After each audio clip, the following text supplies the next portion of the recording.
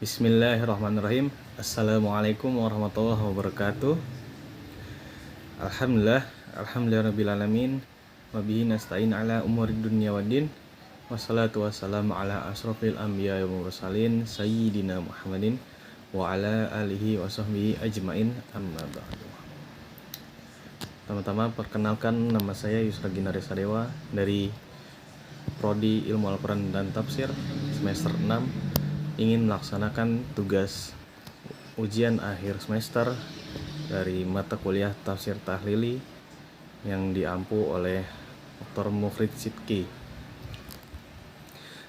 Adapun di sini saya ingin menyampaikan suatu materi, yaitu tentang Tafsir Tahlili Surah Al-Hadid ayat 1 sampai 4.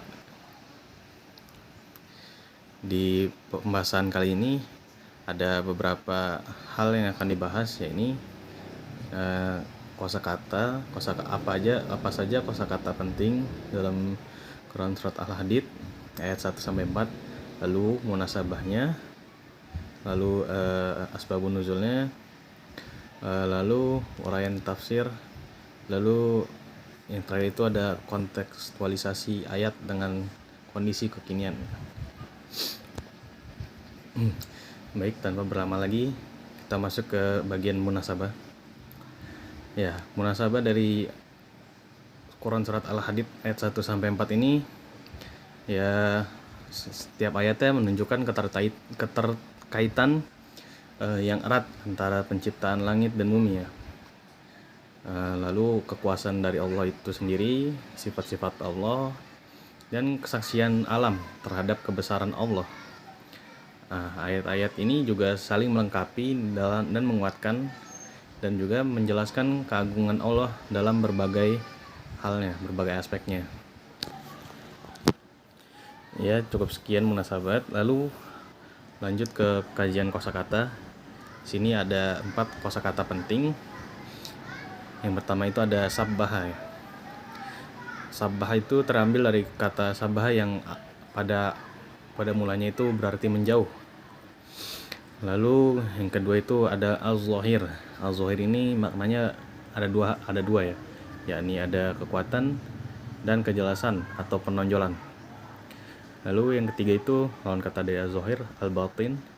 Al-batin itu adalah sesuatu yang terdapat di dalam atau tersembunyi. Lalu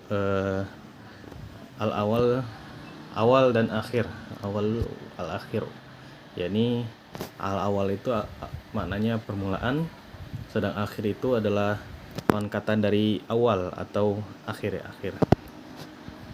ya. Cukup sekian. Lalu lanjut ke pembahasan selanjutnya, itu yakni uraian tafsir, ya. Kita mulai dari ayat yang pertama, yang bunyinya Bismillahirrahmanirrahim. Sabbaha lillahi ma fis samawati wal ardi wa huwal azizul hakim. Artinya itu, apa yang ada di langit dan di bumi bertasbih kepada Allah. Allah lah, dialah yang maha perkasa lagi maha bijaksana. Ya, ayat ini menunjukkan bahwa semua makhluk dan segala ciptaannya, baik itu bumi, apapun yang di bumi seperti tumbuhan, hewan, bahkan gunung pun bertasbih kepada Allah. Pada Allah yang maha perkasa lagi bijaksana, gitu. Adapun ya tadi seperti yang dibahas, sabah itu berasal dari kata menjauh, sabaha. Ya, jadi sabah itu seorang yang berenang itu dilukiskan dengan kata tersebut, karena pada hakikatnya dengan berenang itu ia menjauh dari posisi semula. Adapun bertasbih ini dalam pengertian dalam Islam itu berarti menjauhkan Allah dari segala sifat kekurangan, kejelekan, bahkan ketidaksempurnaan yang terbayang dalam benak makhluk, gitu. Ya, karena betapapun seorang ingin membayangkan kesempurnaan itu, pastilah gambaran yang lahir dalam benaknya tidak dapat melampaui keterbatasannya sebagai makhluk. Ya, walaupun Allah adalah wujud yang mutlak dan dan yang tidak terbatas gitu. Jadi semua kesempurnaan itu hanya milik Allah. Semua makhluknya tidak dapat memikirkan kesempurnaan itu karena ketidakmampuannya. Lalu lanjut ke ayat yang kedua yang bunyinya Bismillahirrahmanirrahim. Lahu mulkus samawati wal ardi yuhyi wa yumit wa huwa ala kulli syai'in qadir. Artinya itu miliknya lah kerajaan langit dan bumi. Dia menghidupkan dan mematikan, dan dia maha kuasa atas segala sesuatu. Ya, di ayat kedua ini menunjukkan bahwa Allah sebagai pencipta alam semesta ini memiliki kemampuan ya, sebagai pemilik kerajaan langit dan bumi. Allah dapat menghidupkan dan mematikan semua makhluknya, dan juga Allah maha kuasa atas segala sesuatu. Ya, Allah bebas dan berkuasa melakukan apa saja di seluruh jagat raya ini. Tapi semua perbuatannya ini tetap saja memiliki banyak hikmah gitu. Adapun didahulukannya kalimat kulli syai'in, didahulukannya kalimat kulli syai' ini untuk memberikan penekanannya bahwa tidak ada satupun yang luput dari kuasa dan ilmu Allah Subhanahu wa ta'ala. Baik, lanjut ke pembahasan yang ketiga atau ayat ketiga. Bunyinya Bismillahirrahmanirrahim. Wal awwalu wal akhiru wal zahiru wal batinu wa huwa bikulli syai'in alim. Artinya itu dia yang maha awal, maha akhir, maha zahir atau yang terlihat, dan maha batin atau yang tersembunyi. Dia maha mengetahui segala sesuatu. Ya, di sini ada beberapa sifat Allah, yakni maha awal, akhir, zahir, dan batin. Namun dalam ayat ini dituliskan sifat-sifatnya itu berlawanan gitu ya. Allah pun berfirman dan memperkenalkan dirinya, ialah sendiri yang awal, yang telah wujud sebelum segala sesuatu di dunia ini wujud, sehingga tidak ada yang mendahuluinya, dan juga yang akhir gitu, yakni yang akan hidup selama-lamanya setelah segala sesuatu itu musnah, dan hanya ia pula yang zahir, yang begitu jelas wujudnya, dan juga ia itu yang batin, yang tersembunyi. Namun al-batin ini bukan maksudnya tersembunyi, melainkan Allah itu melainkan keberadaannya itu sangat jelas ya. Jadi bahkan semua makhluknya sampai tidak dapat ya, itu dari ayat ketiga. Lalu lanjut ke ayat yang keempat, itu yang bunyinya Bismillahirrahmanirrahim. Walladzi khalaqas samawati wal ardi fi sittati ayyamin tsumma istawa 'alal 'arsy ya'lamu ma yaliju fil ardi wa ma yakhruju minha wa ma yanzilu minas samaa'i wa ma ya'ruju fiha wa huwa ma'akum aina ma kuntum wallahu bima ta'maluna basir. Ya, ayat ini menguraikan penciptaan Allah terhadap alam raya serta sekelumit dan rincian pengetahuannya yang menyeluruh itu. Nah, ayat ini menegaskan bahwa dialah yang menciptakan langit yang berlapis 7 itu dan bumi yang terhampar, dan bumi yang terhampar. Lalu yakni alam raya dan seluruhnya dalam 6 hari, yakni masa atau periode. Lalu kemudian Allah bersemayam di atas ars, yakni Allah berkuasa dan mengatur segala yang diciptakannya sehingga berfungsi sebagaimana yang Dia kehendaki. Ya, Allah ini menciptakan alam, bukan tidak hanya menciptakan alam, namun mengatur semua hal yang terjadi dalam seluruh alam semesta itu. Jadi apapun hal yang terjadi itu semua atas izin Allah, atas kehendak Allah. Dan juga ayat ini menjelaskan tentang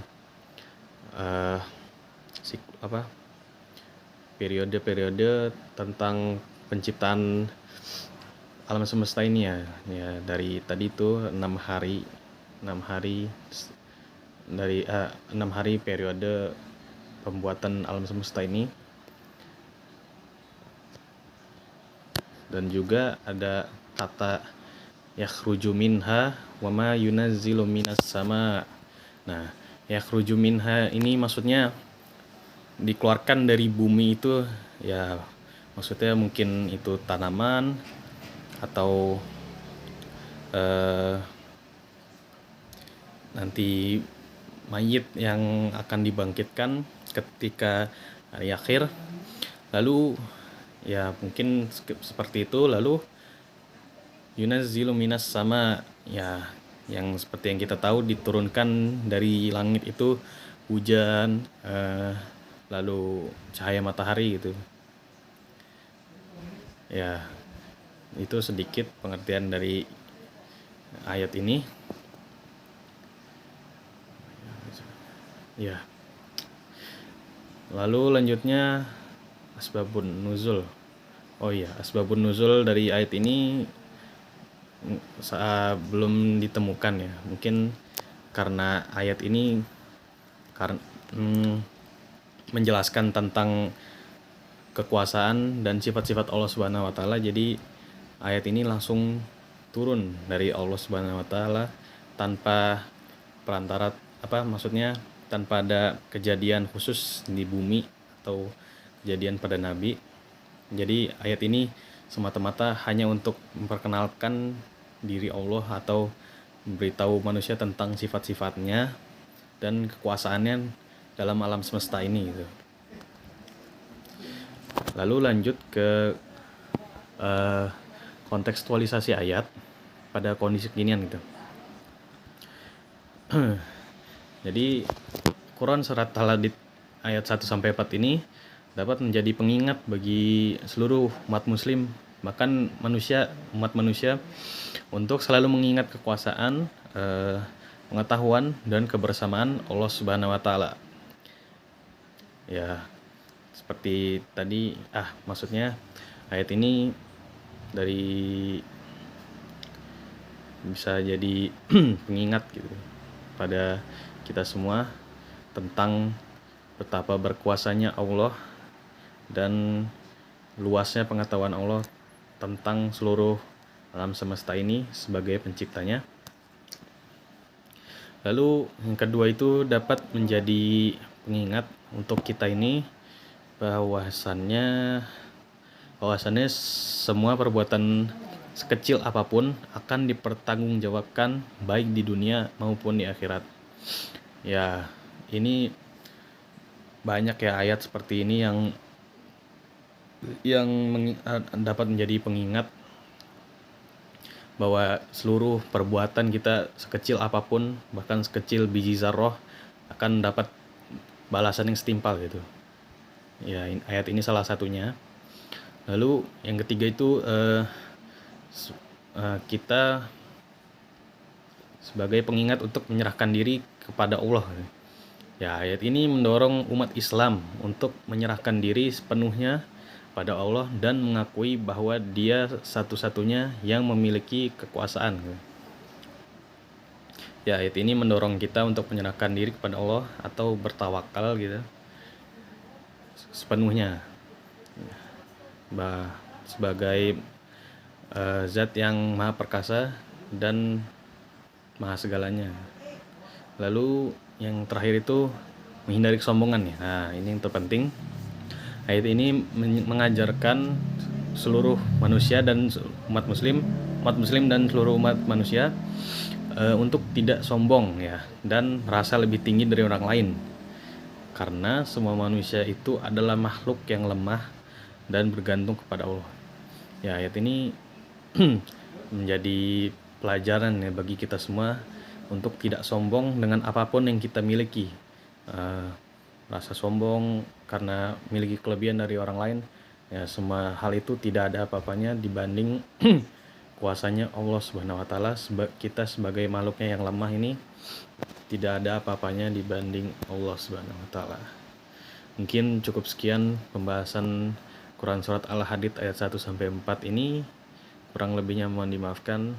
Billahi taufiq wal hidayah. Assalamualaikum warahmatullahi wabarakatuh.